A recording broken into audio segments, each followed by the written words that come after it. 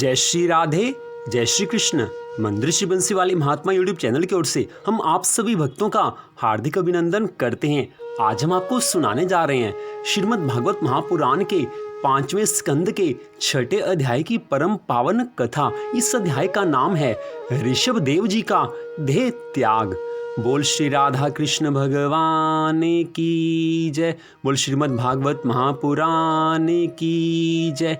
पिछले अध्याय की कथा में आपने ऋषभ देव जी द्वारा अपने पुत्रों को ज्ञान देने की कथा सुनी थी। अब उससे आगे की कथा। राजा परीक्षित श्री सुखदेव जी महाराज से कहने लगे हैं कि हे महाराज, ऋषभ देव जी जो श्री नारायण भगवान का अवतार थे, उन्होंने उन अष्ट सिद्धियों का मन अपनी तरफ आकर्षित करके विरक्त क्यों नहीं कर दिया?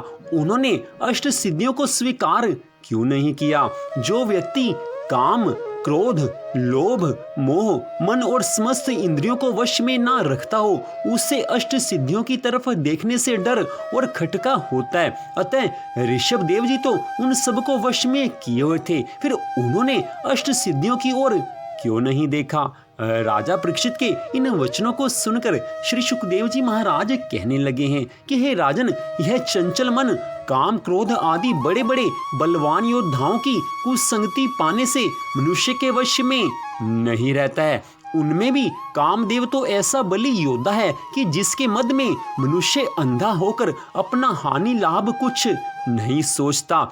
यही कामदेव बड़े बड़े ऋषि मुनियों और योगियों की तपस्या तथा ध्यान में विघ्न डालकर उनकी हजारों वर्ष की तपस्या को एक क्षण में नष्ट कर डालता है। जो कामदेव के वश में हो जाता है उसका जीवन बिगड़ जाता है, और जिसका जीवन बिगड़ गया उसकी मृत्यु भी बिगड़ जाती है, और जिसकी मृत्यु बिगड़ गई उसको नरक में स्थान मिलता है। यह चंचल मन एक बार परमात्मा के ध्यान में लीन हो जाए तो उसके बाद भी पूरी सावधानी रखनी चाहिए, क्योंकि मन को कभी भी कुसंग मिल जाए तो वो कुसंग में पड़कर अपने आप को नष्ट कर देता है। बड़े बड़े ऋषि मुनि जो सदा भगवान की तपस्या में लीन रहते हैं, भगवान के ध्यान में लीन रहते हैं, वो भी इस काम के वश में आकर एक क्षण में अपनी सारी तपस्या का सर्वनाश कर देते हैं। इसलिए इस काम रूपी वैरी से सदा बचना ही चाहिए। चाहे मनुष्य भगवान की भक्ति करता हो, चाहे मनुष्य का मन भगवान के ध्यान में सदा लीन रहता हो, फिर भी मन का विश्वास नहीं करना चाहिए। मन तो कुसंग पाकर एक क्षण में बिगड़ जाता है। यही सोचकर ऋषभ देव जी महाराज ने अष्ट सिद्धियों की तरफ नहीं देखा था, जिससे कामदेव को बाद में रोकना पड़े। जड़ भरत के रूप में रहने पर शास्त्र के अनुसार धर्म रखने और षट कर्म करने का प्रयोजन नहीं रहता। अतः बहुत से मनुष्यों ने ऋषभ देव जी का चलन देखकर स्नान करना और वेद अध्ययन करना छोड़ दिया। इसके पश्चात ऋषभ देव जी का शरीर उसी दशा में किसी तरह आग लगने के कारण जल गया। तब श्री नारायण जी अपना वास्तविक रूप धारण करके परम धाम को पधार गए हैं।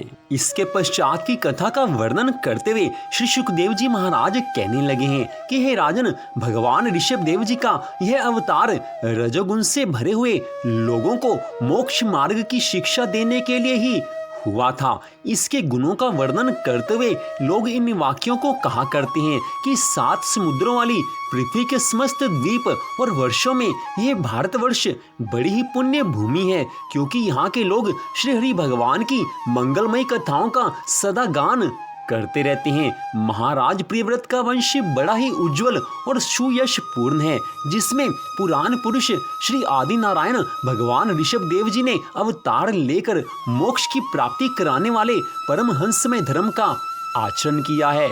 इन जन्म रहित भगवान ऋषभ देव जी के मार्ग पर कोई दूसरा योगी मन से भी कैसे चल सकता है?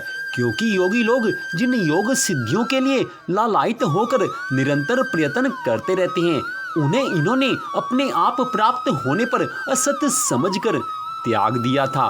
यहाँ पर श्री सुखदेव जी महाराज स्पष्ट कह रहे हैं कि ऋषभ देव जी महाराज तो सदा भगवान के ध्यान में लीन रहते थे। अष्ट सिद्धियां उनके पास आई थी, लेकिन उन्होंने अष्ट सिद्धियों की ओर देखा तक नहीं है। लेकिन साधारण योगी जो अपने मन में परमात्मा का ध्यान करते हैं, योग का आश्रय लेते हैं, वो सब सिद्धियों के लिए ही करते हैं। सिद्धियां कैसे प्राप्त हों, योगी लोग सदा यह प्रयत्न करते रहते हैं। लेकिन ऋषभ देव जी महाराज को सब सिद्धियां मिलने के लिए तैयार थी, लेकिन उन्होंने सिद्धियों को नहीं चाहा। तो यही तो भगवान के भक्तों की पूरी निशानी होती है कि संसार का सुख, संसार का वैभव अगर मिलता हो तो भी उनका ध्यान भगवान के चरणों से नहीं हटता है। हमारे साधारण जीवन में आजकल के इस कलयुग में हमें थोड़ा सा सुख, थोड़ा सा वैभव विलास मिल जाए तो हम परमात्मा को भूल जाते हैं। आज का मनुष्य इतना बिगड़ चुका है, वो कोई भी क्यों ना हो, मनुष्य इतना बिगड़ चुका है कि सबसे पहले जो भगवान की भक्ति करता है, भगवान की आराधना करता है, वो भी संसार की कामनाओं के लिए ही करता है। अधिकांश में लोग भगवान की भक्ति इसीलिए करते हैं कि संसार की कामनाओं की पूर्ति भगवान कर ही देंगे, और जब किसी कामना की पूर्ति हो जाती है तो सबका मन भगवान के ध्यान से हट जाता है। और मान लो कि आजकल के इस कलयुग में सिद्धियां किसी के पास आने की कोशिश करें, अष्ट सिद्धियां किसी व्यक्ति के पास आए तो हर कोई उन्हें लेने के लिए तैयार होगा। लेकिन ऋषभ देव जी महाराज ने अष्ट सिद्धियों को लेना स्वीकार नहीं किया है। उनको भगवान की भक्ति ज्यादा प्यारी थी, लेकिन सिद्धियों से प्यार उनको नहीं था। जिनको भगवान से प्यार हो जाएगा उनको संसार के सुख वैभव, संसार के भोग विलास उनको अच्छे नहीं लगेंगे।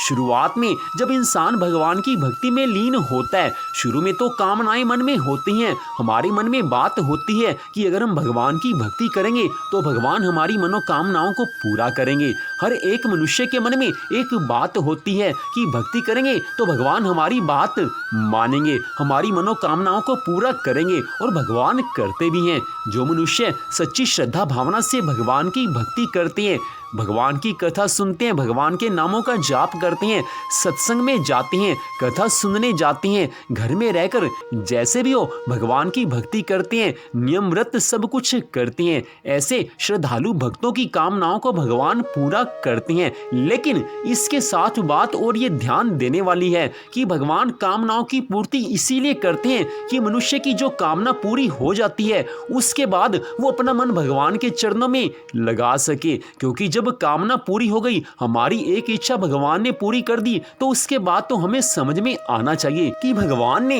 हमारी कामना पूरी कर दी है। अब तो हमारा धर्म बनता है कि हम भगवान की सच्ची श्रद्धा भावना से आराधना करें। संसार में जिस चीज की आवश्यकता हो भगवान वो तो दे ही देते हैं। अगर हमारे पास कोई ऐसी वस्तु ना हो जिसकी हमें आवश्यकता हो तो भी भगवान से मांगने में बुराई नहीं है, लेकिन हमारा विशेष लक्ष्य एक ही होना चाहिए। संसार का सुख वैभव हमारा लक्ष्य नहीं होना चाहिए। हमारा लक्ष्य भगवान की भक्ति, भगवान की कृपा प्राप्त करना होना चाहिए। जिसके जीवन का लक्ष्य यही है कि भगवान की प्राप्ति करनी है, भगवान की भक्ति करनी है, भगवान को याद करना है, भगवान की आराधना करनी है, चाहे संसार की संपत्ति, सुख, वैभव मिले या ना मिले। जिसके दिल में ये बात आ गई कि भगवान की भक्ति करनी ही है, चाहे संसार का सुख मिले या ना मिले कोई बात नहीं है, ऐसे भक्तों के ऊपर भगवान की अनंत कृपा होती है। भगवान तो देख लेते हैं कि ये भक्त मेरे को चाहता है, संसार का सुख नहीं चाहता, तो भगवान भी ऐसे भक्तों पर कृपा करके उनको संसार की सभी सुख वैभव की वस्तुएं अपने आप देते रहते हैं। जो भगवान की आज्ञा का पालन करता है, भगवान उनसे प्रसन्न होकर उनके जीवन की सभी आवश्यकताओं को पूरा कर देते हैं।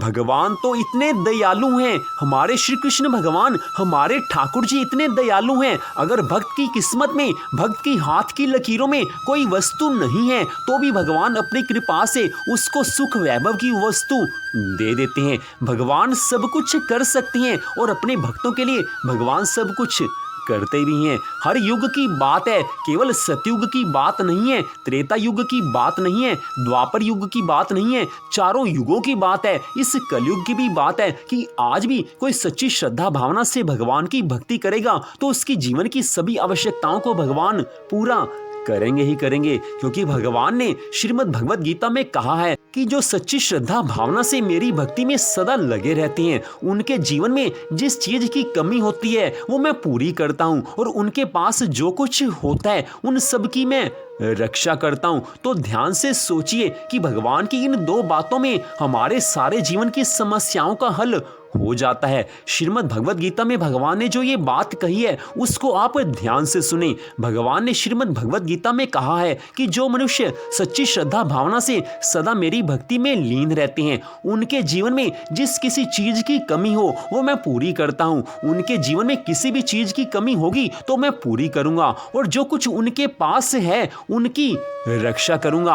अर्थात हमारे जीवन में अगर कोई कमी है तो हमारी भगवान वो कमी पूरा करेंगे ही करेंगे। मान लो भगवान की भक्ति करने वाले किसी परिवार में किसी का विवाह ना हो रहा हो, धन की कमी हो, किसी के पुत्र ना हो रहा हो, व्यापार ना चल रहा हो, और भी ऐसी कई कामनाएं हो सकती हैं जो हमारी पूरी ना हो रही हो। ऐसे ही भक्तों के लिए भगवान ने कहा है कि ऐसे भक्तों के जीवन में जो चीजों की कमी हो उनको मैं पूरी करूंगा। अर्थात भगवान ये हमारी कामनाएं पूरी करेंगे, हमारे रुके हुए काम भगवान अपने आप बनाएंगे। हमें तो विश्वास होना चाहिए। और उसके बाद भगवान ने क्या कहा कि जो कुछ भक्तों के पास है उनकी रक्षा करता हूँ। जो कुछ हमारे पास धन संपत्ति सुख वैभव सब कुछ है, भगवान उसकी रक्षा भी करेंगे। तो हमारे जीवन की सभी समस्याओं का हल तो इसमें आ जाता है। जो हमारे पास है उसकी भगवान रक्षा करेंगे, और जो हमारे पास नहीं है भगवान हमें वो दे ही देंगे। तो इसमें हमारे जीवन की सारी समस्याओं का हल आ जाता है। इसको आप विचार करके देखना, इस बात को आप सोच करके देखना। हमारे जीवन की हर समस्या का हल श्रीमद् भगवद गीता की इस बात में है जो भगवान ने अर्जुन को बताई थी। तो श्रीमद् भगवद गीता तो भगवान श्री कृष्ण जी ने अर्जुन को उपदेश दिया था, वो श्रीमद् भगवद गीता है। और ये श्रीमद् भागवत महापुराण की कथा आप सुन रहे हो। इसमें हमारे हिंदू धर्म के सभी अवतारों की कथा का वर्णन आ जाता है। श्रीमद् भगवद गीता भगवान श्री कृष्ण जी ने अर्जुन को सुनाई थी, और ये श्रीमद् भागवत महापुराण इसमें हमारे हिंदू धर्म के सभी अवतारों की कथा का वर्णन आ जाता है। कुछ भक्त लोगों को थोड़ी सी गलतफहमी हो जाती है, उनको लगता है कि श्रीमद् भगवद गीता और श्रीमद् भागवत महापुराण एक ही हैं, लेकिन दोनों अलग अलग हैं। अधिकांश भक्तों को पता होगा कि दोनों अलग अलग हैं, लेकिन जिन भक्तों को नहीं पता उनके लिए बताया जा रहा है कि श्रीमद् भगवद गीता अलग है, श्रीमद् भागवत महापुराण अलग है। लेकिन दोनों में जो बातें बताई गई हैं उनमें से किसी भी बात को मानकर भगवान की कृपा प्राप्त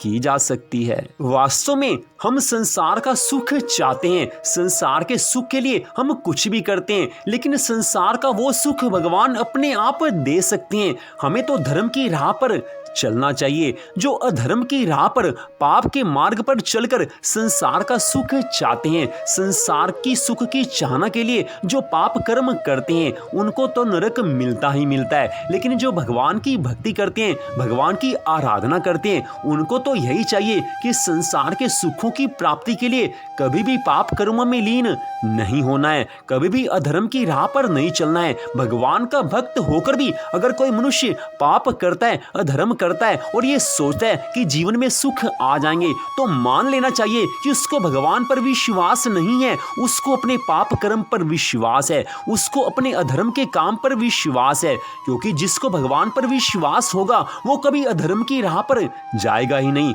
जिसको भगवान पर विश्वास हो जाता है उसको तो पता होता है कि भगवान तो मेरे लिए सब कुछ करेंगे ही करेंगे। जिन भगवान ने अपने भक्तों के लिए पहले सब कुछ किया है, आज भी वही भगवान अपने भक्तों के लिए सब कुछ करते हैं। इसलिए जीवन में कभी भी पाप की ओर नहीं जाना चाहिए। अगर पाप कर्म बन रहे हैं तो भगवान से बारंबार प्रार्थना करनी चाहिए कि हे प्रभु, आप हमारे पाप कर्मों की वासना को जला ही दो, हम पाप ना करें, ऐसे हमारे ऊपर कृपा करो। भगवान से जो कुछ मांगेंगे भगवान दे ही देते हैं। और कोई भक्त भगवान की भक्ति की ओर लगना चाहे तो भगवान तो कृपा करते ही हैं।